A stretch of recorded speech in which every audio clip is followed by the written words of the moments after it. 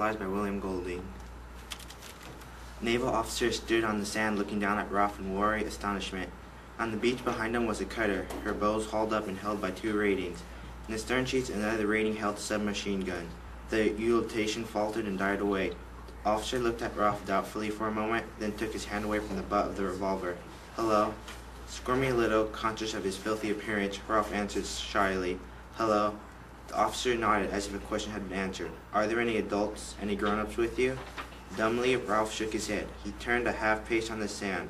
A circle of little boys, their bodies streaked with colored clay, sharp sticks in their hands, were standing on the beach making no noise at all. "Fun and games?" said the officer. The fire reached the coconut palms by the beach and swallowed them noisily. A flame, seemingly detached, swung like an acrobat and licked up the palm heads on the platform. The sky was black.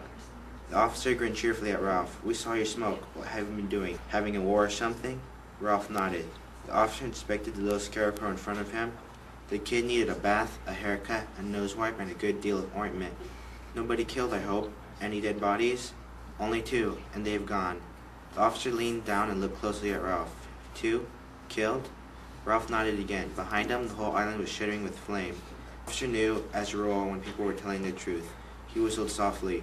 Other boys were appearing now, tiny tots, some of them, brown, with the distended bellies of small savages. One of them came close to the officer and looked up. I'm... But there was no more to come. Percival, Wemyss, Madison saw in his head for an incantation had faded clean away. The officer turned back to Ralph. "We'll take off. How many of you are there?" Ralph shook his head. The officer looked past him to the group of painted boys. "Who's boss here?" "I am," said Ralph loudly. A little boy who wore the remains of an extraordinary black cap on his red hair and who carried the remains of a pair of spectacles at his wrist started forward, then changed his mind and stood still. "We saw your smoke, and you don't know how many of you there are?" "No, sir."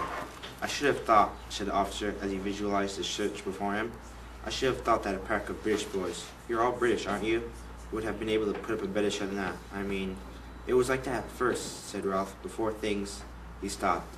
"We were together then." The officer nodded hopefully. "I know. Jolly good show, like the Coral Island." Ralph looked at him dumbly. For a moment he had a fleeting picture of the strange glamour that had once invested the beaches. But the island was scorched up like dead wood. Simon was dead, and Jack had... The tears began to flow and sobs shook him. He gave himself up to them now for the first time on the island, great, shuddering spasms of grief that seemed to wrench his whole body. His voice rose under the black smoke before the wreckage of the island, and infected by that motion the other little boys began to shake and sob too. And in the middle of them, with filthy body, matted hair, and unwiped nose, Ralph wept for the end of innocence, the darkness of man's heart, and the fall through the air of the true, wise friend called Piggy. The officer, surrounded by these noises, was moved and a little embarrassed.